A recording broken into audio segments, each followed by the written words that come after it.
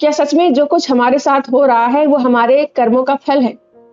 अगर किसी महिला को उसका पति मारता है तो क्या वो भी उसके पिछले जन्म के कर्म का फल है या इसी जन्म के कर्मों का फल है? अगर कोई गरीब पैदा होता है तो क्या वो उसका दोष है?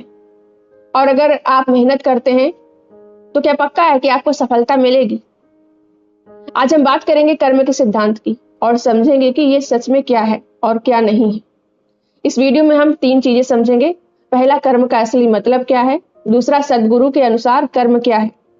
और तीसरा, इस पूरे सिद्धांत का सच क्या है और कहां पर यह खतरनाक बन जाता है।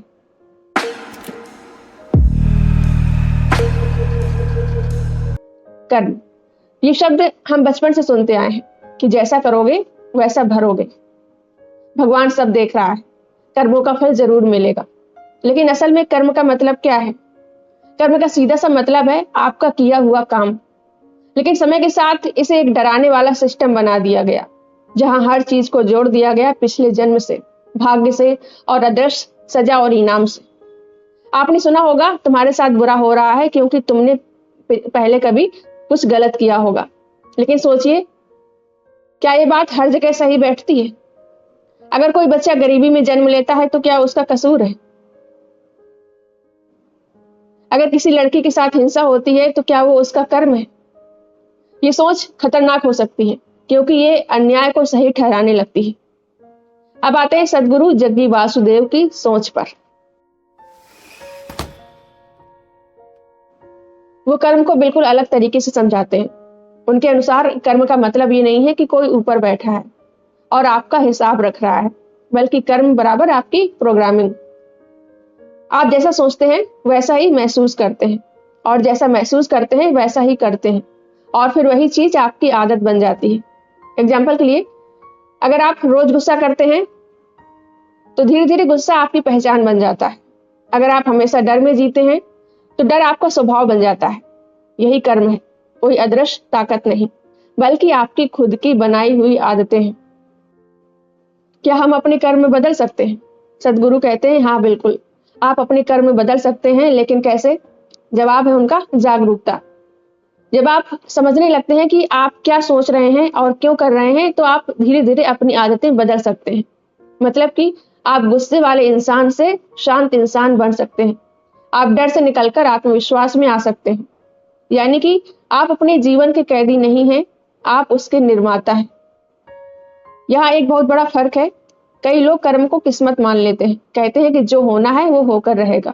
लेकिन सद्गुरु कहते हैं नहीं, कर्म का मतलब है आप जिम्मेदार हैं।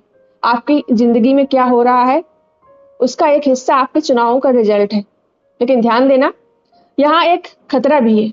कर्म का सिद्धांत जितना सरल लगता है असल में उतना ही जटिल है, क्योंकि अगर हम हर चीज को सिर्फ तुम्हारे कर्मों का फल कहकर समझाने लगे तो हम कई जरूरी सवालों से बचने लगते हैं। जैसे समाज में असमानता क्यों है, कुछ लोगों को जन्म से ही ज्यादा मौके क्यों मिलते हैं और कुछ लोग शुरुआत से ही संघर्ष में क्यों फंसे होते हैं।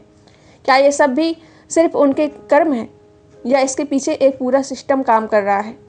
सच है कि इंसान सिर्फ अपने कर्मों का नतीजा नहीं है, वो अपने हालात, समाज और मौके का भी नतीजा है। और अगर हम इस सच्चाई को नज़रअंदाज करते हैं तो हम अनजाने में अन्याय को सही ठहराने लगते हैं। यही वजह है कि कई बार कर्म का सिद्धांत लोगों को जागरूक करने के बजाय उन्हें चुप कराने का जरिया बन जाता है। उन्हें ये यकीन दिलाया जाता है कि जो हो रहा है उसे स्वीकार करो क्योंकि यही तुम्हारा भाग्य है। लेकिन असली सच्चाई ये है कि हर चीज़ आपके कंट्रोल में नहीं होती, लेकिन हर चीज़ के लिए आप दोषी भी नहीं होते हैं। यहीं पर समझदारी की ज़रूरत है। हमें ये समझना होगा कि हाँ, हमारे फैसले हमारी ज़िंदगी को प्रभावित करते हैं, लेकिन समाज और सिस्टम भी उतनी ही बड़ी भूमिका निभाते हैं। और अगर हम सिर्फ एक ही पहलू को पकड़ कर बैठ जाएंगे तो ना हम खुद को सही समझ पाएंगे और ना ही समाज को बदल पाएंगे। इसलिए ज़रूरी है हम हर कर्म को अंधविश्वास की तरह नहीं, बल्कि एक समझदारी और जिम्मेदारी के नज़रिए से देखें, जहां हम खुद को भी बेहतर बनाएं और साथ ही उस सिस्टम को भी चुनौती दें जो गलत है। क्योंकि सिर्फ अपने कर्म सुधारने से सब कुछ ठीक नहीं होता, कभी कभी समाज की सोच बदलना भी सबसे बड़ा कर्म होता है। अगर हम हर चीज को तुम्हारी जिम्मेदारी कह दें तो क्या होगा? अगर किसी महिला को उसका पति मारता है और हम कहें कि ये तुम्हारे कर्मों का फल है, तो क्या हम सही कर रहे हैं? नहीं, क्योंकि ये सोच हिंसा को जस्टिफाई करती है। किसी के साथ गलत हो रहा है तो वो गलत है, बस उसे कर्म कहकर सही नहीं बनाया जा सकता।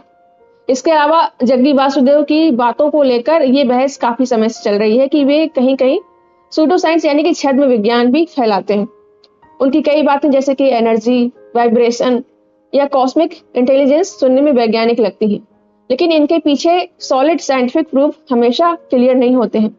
इसी वजह से वैज्ञानिक और आलोचक कहते हैं कि स्पिरिचुअलिटी को साइंस की भाषा में पेश करने जैसा है।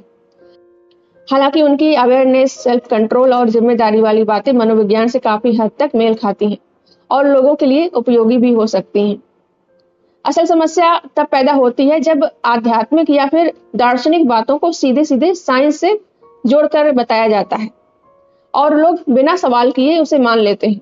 यही सोच खतरनाक हो सकती है, खासकर तब जब सब कुछ तुम्हारे कर्मों का फल है कहकर हिंसा या अन्याय को सही ठहराने की कोशिश की जाए। इसलिए जरूरी है कि हम संतुलित नजरिया रखें। जो बात तर्क और अनुभव से सही लगे उसे अपनाएं, लेकिन हर दावे को आंख बंद करके सच न माने। संतुलित सोच क्या है? सही तरीका है, दो चीजें समझिए। पहला, आप अपने कर्मों के लिए जिम्मेदार हो। दूसरा, समाज की गलतियों को भी पहचानिए। मतलब कि आप खुद को सुधारिए लेकिन अन्याय के खिलाफ खड़े भी हो। मान लीजिए एक महिला है जिसे रोज मारा जाता है। अगर हम कहें कि ये उसका कर्म है तो हम गलत हैं। सही बात क्या होगी? उसके साथ अन्याय हो रहा है और उसे रोकना जरूरी है। साथ ही उसे मजबूत बनना होगा और अपने लिए खड़ा होना होगा। दोनों बातें साथ में सही हैं। कर्म का असली मतलब डर नहीं है, गिल्ट नहीं है, बल्कि जागरूकता है, जिम्मेदारी है और बदलाव की ताकत है। तो अगली बार जब कोई कहे कि ये तुम्हारे कर्मों का फल है, तो सोचिए क्या वो सच बोल रहा है या बस आपको चुप करा रहा है। याद रखना चाहिए, गलत को गलत कहना भी एक अच्छा कर्म है और अन्याय के खिलाफ खड़े होना सबसे बड़ी नैतिकता है। कर्म से डरिए मत, उसे समझना चाहिए और अपनी जिंदगी खुद बनानी चाहिए। आप इस बारे में क्या सोचते हैं? कमेंट करके जरूर बताएं। और अगर आपको ये वीडियो पसंद आया हो तो लाइक करें, शेयर करें और हाइप भी कर दें। चैनल को सब्सक्राइब न किया हो तो सब्सक्राइब कर लें। मिलते हैं अगली वीडियो में। इस वीडियो को देखने के लिए थैंक यू। एक और ज़रूरी सूचना, अब आप मेरे इंस्टाग्राम पेज shashi.kushwaha9192 और फेसबुक पेज समाज का सच पर भी जुड़ सकते हैं। मैं वहाँ भी बिहाइंड द सीन्स अपडेट्स और एक्स्ट्रा कंटेंट शेयर करती हूँ। ज़्यादा जानकारी के लिए और मेरी मदद के लिए इस वीडियो का डिस्क्रिप्शन बॉक्स चेक करें। Thank you. चैनल को सब्सक्राइब न किया हो तो सब्सक्राइब कर लें। मिलते हैं अगली वीडियो में। धन्यवाद।